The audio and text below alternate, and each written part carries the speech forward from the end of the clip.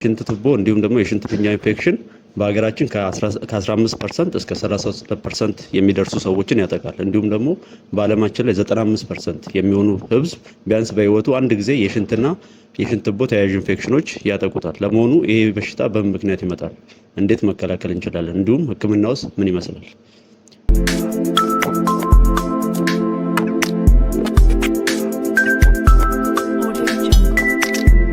የሽንት ቱቦ ኢንፌክሽን የሚመጣው በዋነኝነት የረቂቅ ተዋሲያን እንደ ባክቴሪያ እንደ ፈንገስ ያሉ ረቂቅ ተዋሲያን ወደ ሰውነታችን ወይም የሽንት ስርዓታችን ውስጥ ሲገቡና ሲራቡ ነው።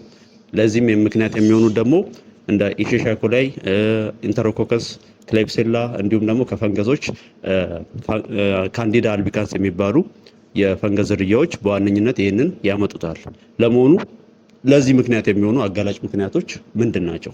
የመጀመሪያው ነገር ጽዳት አለመጠበቅ ነው። ወይንም የጽዳት አጠባበቅ ሂደት ደካማ ከሆነ ብዙ ጊዜ ለሽንት እና ሽንት ተያያዥ ኢንፌክሽኖች ልንጋለጥ እንችላለን። መጀመሪያው ከጽዳት ጋር የተያያዘ ችግር ሲሆን፣ ሁለተኛው ነገር ደግሞ ልቅ የሆነ የወሲባዊ ግንኙነት ነው። ልቅ የሆነ የወሲባዊ ግንኙነት ከአንዱ ወደ አንዱ እነኚህን ረቂቅ ተዋሲያን የማስተላለፍ እድል ስላለው ለሽንትና ሽንት ቱቦ እንዲሁም የኩላሊት ኢንፌክሽኖች ሊያጋልጠን ይችላል።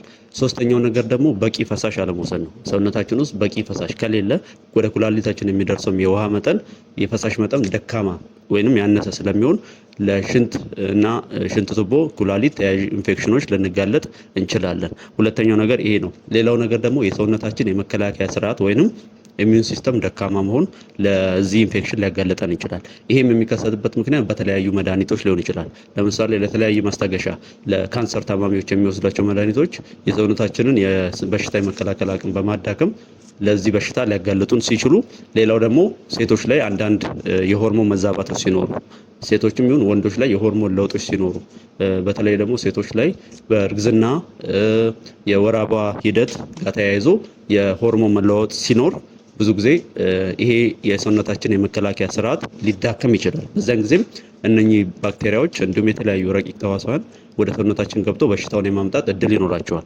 ለዚህም ሴቶች ላይ ብዙ ጊዜ ይሄ በሽታ ይከሰታል። ዋነኛው ምክንያቱ አንዱ የሴቶች የዩሬትራ ወይም የሽንት ቱቧቸው ሽንትን ከሽንት ፊኛ ወደ ውጭ የሚያስወግደው የሽንት ቱቧቸው አጭር መሆን ነው። ከወንዶች አንጻር የሴቶች የሽንት ቱቦ በጣም ያጠረ በመሆኑ የተነሳ ብዙ ጊዜ ባክቴሪያዎች እንዲሁም ረቂቅ ተዋሲያን ወደ ሰውነታቸው ለመግባትና ኢንፌክሽኑ ለማምጣት ቅርብ ይሆናቸዋል። ሁለተኛ ነገር ደግሞ ሴቶች ላይ በወር አበባ ሂደት እንዲሁም በእርግዝና ጊዜ የሚካሄዱ የሆርሞን ለውጦች ይኖራሉ። እነኚህም የሰውነታቸውን የመከላከል አቅም የማዳከም ጸባይ ስለሚኖራቸው ሴቶች የበለጠ ተጋላጭ ይሆናሉ። ሌላው ነገር ደግሞ ሴቶች የሚጠቀሟቸው የተለያዩ መድኃኒቶች ለእርግዝና መከላከያ የሚጠቀሟቸው መድኃኒቶች ብዙ ጊዜ የመከላከያ ስርዓታችንን ወይንም ደግሞ እዚህ ኩላሊት፣ የሽንት ቱቦ፣ የሽንት ፊኛ አካባቢ ያለውን ሁኔታ የባክቴሪያል ክምችት ሊቀይሩ ስለሚችሉ ያም ለሽንትና ሽንት ተያያዥ ኢንፌክሽኖች ሊያጋለጠው ስለሚችል ብዙ ጊዜ ሴቶች ከወንድ ይልቅ ለዚህ ኢንፌክሽን የተጋለጡ ይሆናሉ ማለት ነው። ስለዚህ ምልክቶቹን ምክንያቶቹን ካወቅን ምልክቶቹን የመጀመሪያ ምልክት ቶሎ ሽንት መምጣት ነው። አሁን ሸንቶ አሁንም ቶሎ የሚመጣ ከሆነ አንዱ ምልክት ሊሆን ይችላል። ሁለተኛው ነገር ደግሞ ሽንት ሲሸኑ በጣም ማቃጠል፣ ሽንት በመሽናት በምንሸናበት ጊዜ የማቃጠል ስሜት ካለ ይሄም የአንዱ የኢንፌክሽኑ ምልክት ነው። ሌላው ነገር ደግሞ በጎን በኩል ወደ ኋላ አካባቢ የማቃጠል የማመም ስሜት እንዲሁም ደግሞ ከእምብርት በታች የህመም ስሜት ካለ ይሄም የዚህ ኢንፌክሽን ምልክት ሊሆን ይችላል ማለት ነው። ምርመራውስ እንዴት ይካሄዳል? ምልክቶቹን አየን፣ መምጫ ምክንያቶቹን አየን። ምርመራውን ደግሞ ምርመራው ብዙ ጊዜ በላብራቶሪ ነው የሚካሄደው። የሽንት ምርመራ ነው የሚካሄደው። የሽንት የኬሚካል ቴስት እና የማይክሮስኮፕ ቴስት ነው። ከዚህ ቀደም ስለ ሽንት ምርመራ እንዴት ነው ከላብራቶሪ ውስጥ የሚካሄደው የሚለውን ከዛው ከላብራቶሪ ያሳየቻችኋለሁ። እሱ ቪዲዮ ላይ መመልከት ትችላላችሁ፣ የሽንት ምርመራ እንዴት እንደሚካሄድ።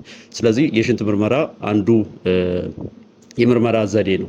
ሌላው ነገር ደግሞ ምናልባት በጣም ከባድ ኢንፌክሽን ወይም በጣም የተባሰ ኢንፌክሽን ሲኖር አልትራሳውንድ የመሳሰሉ የኢሜጂንግ ምርመራዎችም ሊታዘዙልን ይችላሉ። ስለዚህ እነኚህ ምልክቶች ስናይ በተቻለ መጠን በፍጥነት ወደ ሕክምና ተቋም በመሄድ በተያያዥ የጎን ጉዳቶች እንዲሁም ይህ በሽታ ተባብሶ ኩላሊት ላይ የሚያደርሰውን ከፍተኛ ጫና፣ ከፍተኛ ችግር መቋቋም እንዲሁም ደግሞ መከላከል እንችላለን ማለት ነው። አንዱ ምርመራው ይሄ ነው። ሌላው ነገር ደግሞ ባክቴሪያዎችን እነኚህን ወይም ረቂቅ ተዋሲያንን በላቦራቶሪ ውስጥ በአርቲፊሻል መንገድ ማራባት ብዙ ጊዜ ይመከራል።